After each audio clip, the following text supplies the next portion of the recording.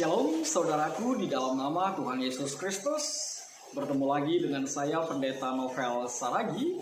Firman Tuhan yang menyapa kita pada saat ini tertulis dalam kitab Keluaran pasal yang ke-16, ayatnya yang ke-11 sampai ayatnya yang ke-18.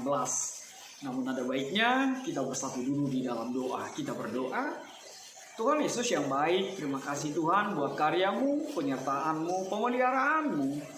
Sampai saat ini begitu indah kami rasakan, dan itu semua hanya karena anugerah Tuhan Yesus semata yang hadir di dalam setiap hidup kami. Bapa, satu kerinduan kami mau dengar akan firman-Mu. Maka berfirmanlah Engkau Tuhan, sebab kami siap untuk menerimanya. Amin. Shalom saudaraku, seperti yang saya sebut tadi, firman Tuhan yang menyapa kita tertulis dalam Keluaran pasal yang ke-16, ayatnya yang ke-11 sampai ayatnya yang ke-18. Saya bacakan buat kita semua. Begini firman Tuhan. Lalu berfirmanlah Tuhan kepada Musa, Aku telah mendengar sungut-sungut orang Israel.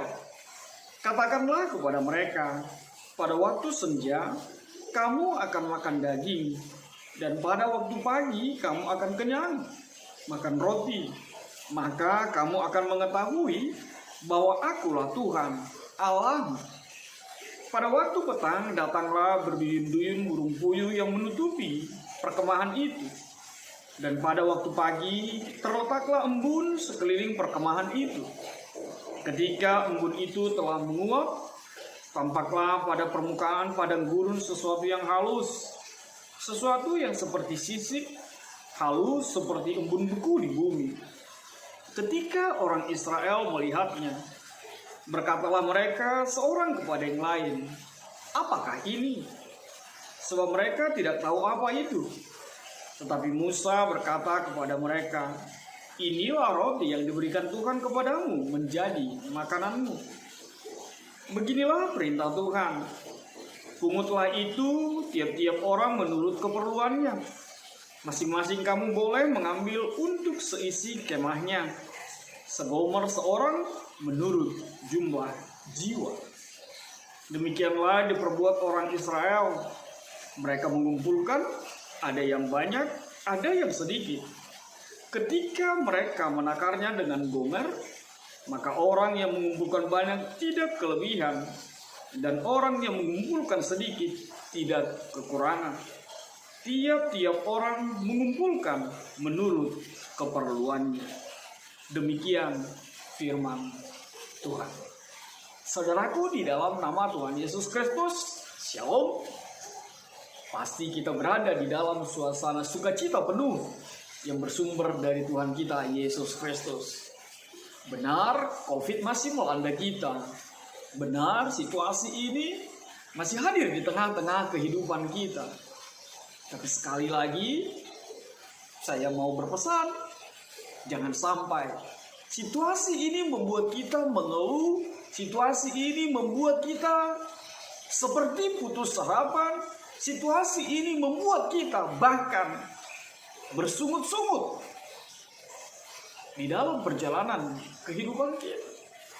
Sebab sungut-sungut itu adalah sebuah gambaran seorang pribadi yang tidak bisa menerima sesuatu yang terjadi di dalam kehidupannya. Seperti apa yang dia pikirkan, seperti apa yang dia hadapi di dalam hari-hari. Sungut-sungut itu adalah pertanda ketidakmampuan kita untuk mengolah sesuatu, untuk memahami, bahkan pribadi yang menepiskan karya Tuhan di dalam kehidupannya.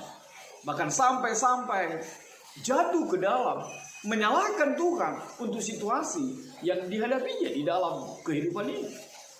Maka Tuhan tidak suka orang yang bersungut-sungut. Tuhan itu tidak suka orang yang suka ngomel, menggerutu, bahkan sampai-sampai menyalahkan Tuhan di dalam kehidupan. Saudaraku di dalam nama Tuhan Yesus Kristus, bukankah itu juga yang menjadi sesuatu yang diungkapkan, sesuatu yang digambarkan oleh bangsa Israel di dalam perjalanan mereka setelah hampir 1,5 bulan di perjalanan menuju tujuan mereka, tanah Kanaan itu. Pribadi yang selalu bersungut-sungut, pribadi yang tidak mampu menerima apa yang terjadi di dalam kehidupan mereka. Dan pribadi yang selalu merasa bahwa apa yang dia pikirkan, apa yang dia inginkan, itulah yang semestinya terjadi di dalam kehidupan ini. Itu adalah salah besar menjadi pribadi Kristen.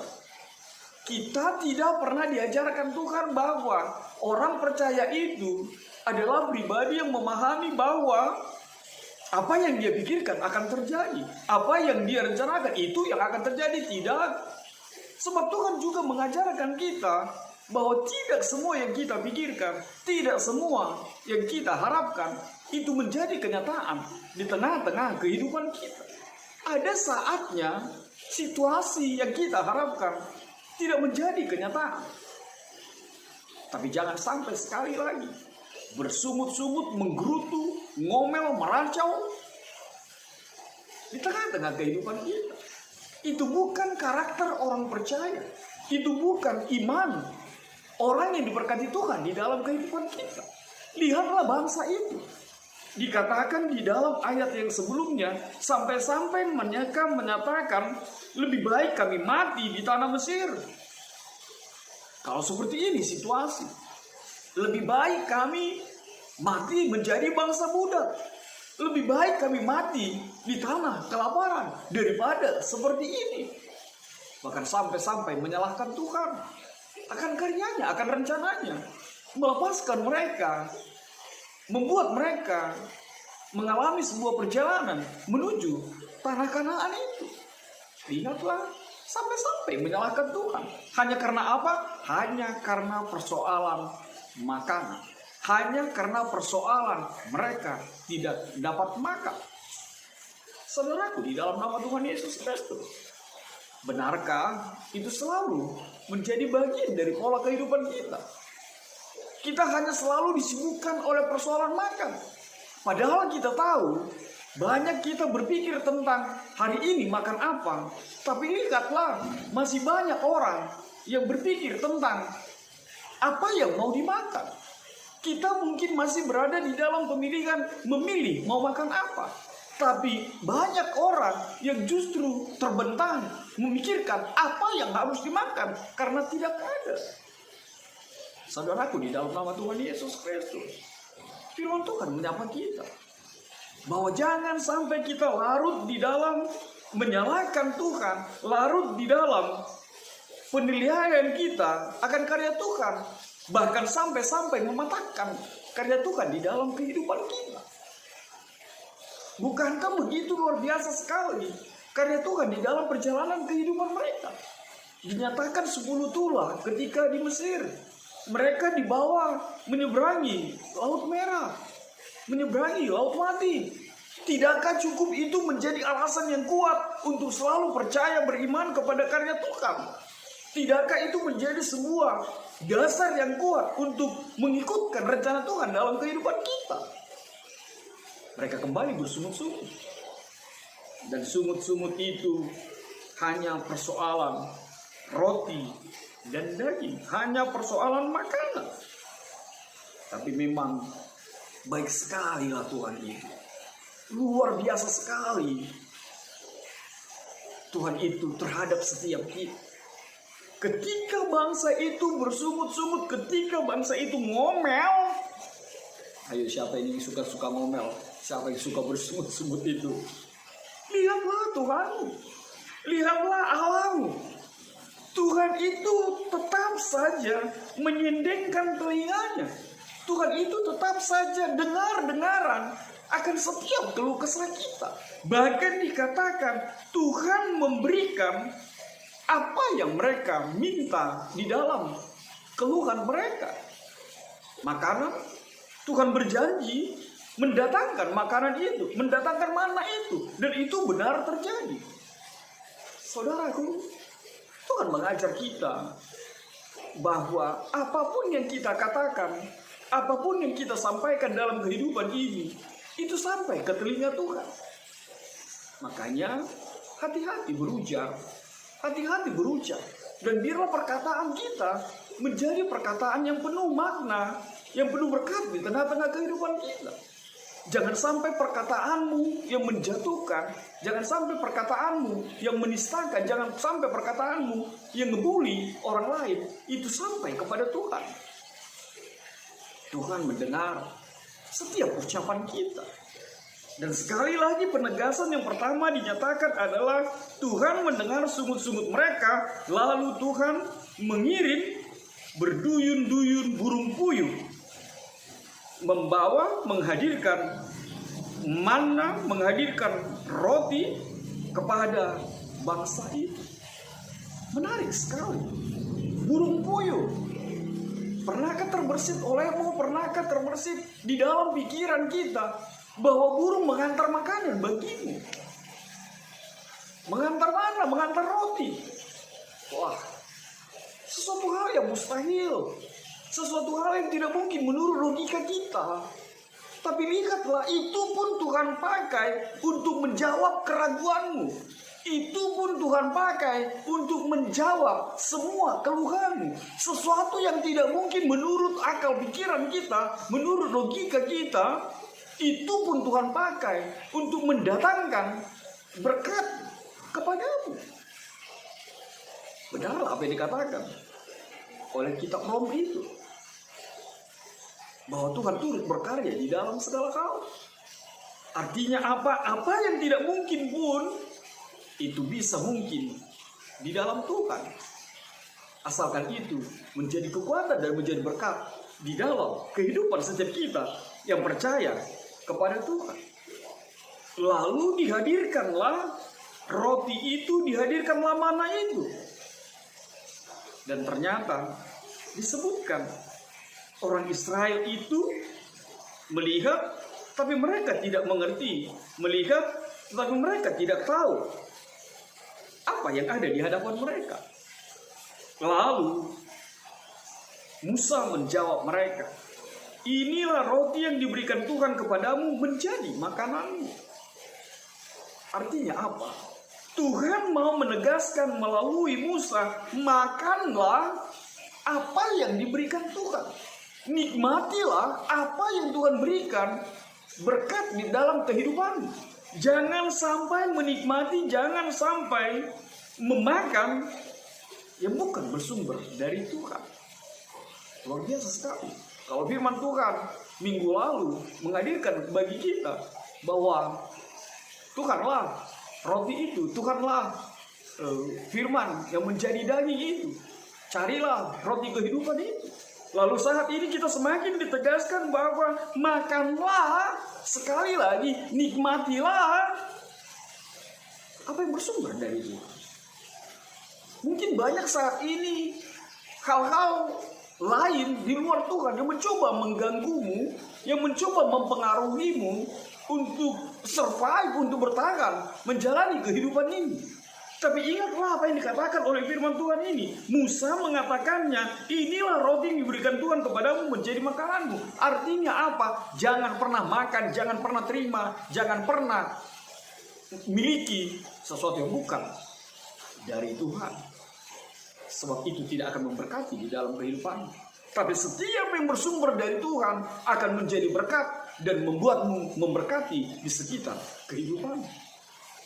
Saudaraku yang diberkati di dalam nama Tuhan Yesus Kristus, ternyata memahami, ternyata menerima berkat Tuhan itu juga dibutuhkan hikmah, dibutuhkan kebijaksanaan.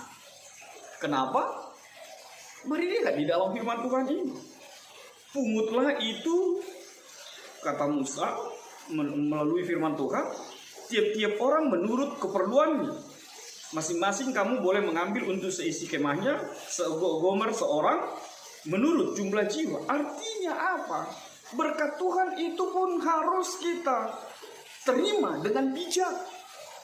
Jangan sampai berkat Tuhan itu justru membuat kita lupa diri. Berkat Tuhan yang ada pada kita membuat kita justru lari dari Tuhan dan menyalahkan berkat itu. dan ketidakmampuan kita untuk berbagi, seperti apa yang difirmankan Tuhan pada minggu yang lalu. Biarlah berkat Tuhan itu kita perlakukan, kita olah dengan bijak. Ambillah, kata Musa, menurut keperluanmu. Artinya apa? Saudaraku, di dalam nama Tuhan Yesus Kristus, sering kita bersungut-sungut karena memang kita tidak mampu mencukupkan diri kita. Seperti firman Tuhan yang mengatakan, cukupkanlah dirimu dengan apa yang ada padamu, cukupkanlah dirimu dengan gajimu. Tapi kita selalu tidak mampu untuk berada di dalam situasi itu. Padahal firman Tuhan di Tesalonika mengatakan, mengucap syukurlah dalam segala hal. Tapi kita selalu lupa apa yang dikatakan oleh Musa ini. Ambillah menurut keperluanmu. Makanlah secukupnya, ambillah secukupnya. Dan kita juga sering berada di dalam situasi itu. Kita sering berada justru di dalam hal sebaliknya. Kita tidak mengambil secukupnya. Kita mengambil lebih. Akan kekhawatiran kita, akan ketakutan kita. Nanti seperti apa? Besok makan apa? Lusa akan seperti apa?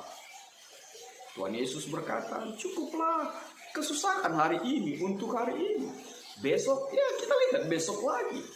Sebab teramat panjang tangan Tuhan untuk memperdulikan, untuk memelihara kehidupan kita. Lalu kenapa kita harus khawatir? Lalu kenapa kita harus takut untuk hari esok?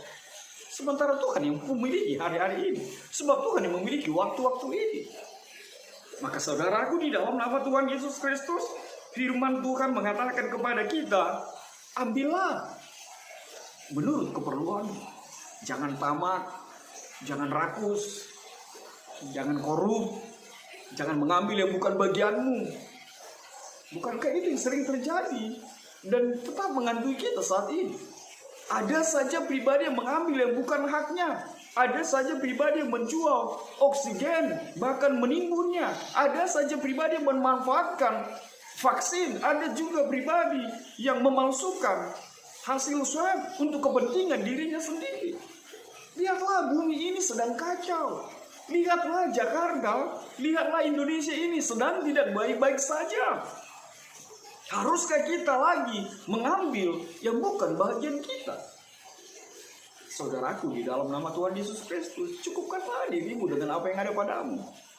Lihat banyak sekali orang yang berkesusahan. Lihat banyak sekali orang yang menjerit dengan situasi ini. Masihkah kita memperkaya diri? Masihkah kita mengambil lebih dan membuat itu menjadi milik kita sendiri, sementara orang lain berkekurangan dalam kehidupan kita?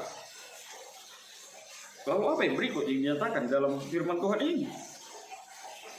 Hal yang luar biasa sekali dikatakan oleh ayat yang ke-18 ini. Ketika mereka menakarnya dengan Gomer, maka orang yang mengumpulkan banyak tidak kelebihan, dan orang yang mengumpulkan sedikit tidak kekurangan. Tiap-tiap orang mengumpulkan menurut keperluannya. Yang mengambil sedikit tidak lebih. Maaf, yang mengambil banyak tidak lebih. Yang mengambilkan sedikit tidak kekurangan. Begitulah karya Tuhan di dalam kehidupan kita. Tuhan pasti cukupkan. Tuhan pasti perlengkapi. Tuhan pasti memberkati. Tuhan pasti menyediakan apa yang kita butuhkan, bukan apa yang kita minta. Itulah Tuhanmu, itulah Tuhan kita.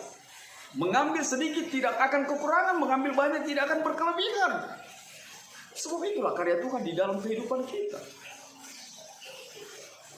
Cukuplah karya Tuhan, cukuplah kuasa Tuhan melengkapi, menyempurnakan kehidupan kita. Bahkan Paulus mengatakan, justru di dalam kelemahannya lah dia mengucap syukur. Justru di dalam kekurangannya lah dia mengucap syukur. Karena apa? Di dalam situasi itu semakin nyatalah karya Tuhan di dalam kehidupan yang mencukupkannya di dalam hari-hari ini. Maka saudaraku, di dalam nama Tuhan Yesus Kristus, hal yang pertama, jangan pernah bersungut-sungut, apalagi sampai menyalahkan Tuhan di dalam kehidupan. Yang kedua, cukupkanlah, nikmatilah apa yang ada padamu, dan mengucap syukurlah dalam segala hal. Yang ketiga, mari pahami, perjalanan kehidupan ini adalah bukan persoalan makan dan minum saja. Sebab kerajaan sorga bukan persoalan makan dan minum saja. Tapi adakah kesetiaan kita menjalani perjalanan kehidupan kita sampai ke sorga nanti? Kalau firman Tuhan pada saat ini bicara tanah Kanaan menjadi tujuan, perjalanan kita juga mungkin terseok-seok seperti bangsa Israel ini. Tapi tetaplah setia dan percayakanlah pemeliharaan Tuhan di dalam kehidupanmu. Lalu apa yang terakhir? Firman Tuhan mau mengatakan kepada kita, saudaraku, di dalam nama Tuhan Yesus Kristus, ambillah yang Tuhan berikan bagimu. Nikmatilah apa yang Tuhan berikan bagimu. Jangan nikmati yang bukan Tuhan berikan kepadamu. Tuhan memberkati. Amin. Kita bersatu dalam doa. Bapa di dalam sorga, terima kasih Tuhan buat kebenaran firman-Mu. Biarlah firman-Mu Tuhan menjadi kuat kami, sehingga kami tidak lagi menjadi pribadi yang bersungut-sungut, pribadi yang selalu berpikir apa yang kami pikirkan itu yang terjadi. Tapi biarlah kami menjadi pribadi yang beriman bahwa rencana Tuhan teramat indah hadir dalam hidup kami, meskipun tidak terselami, meskipun tidak kami pahami.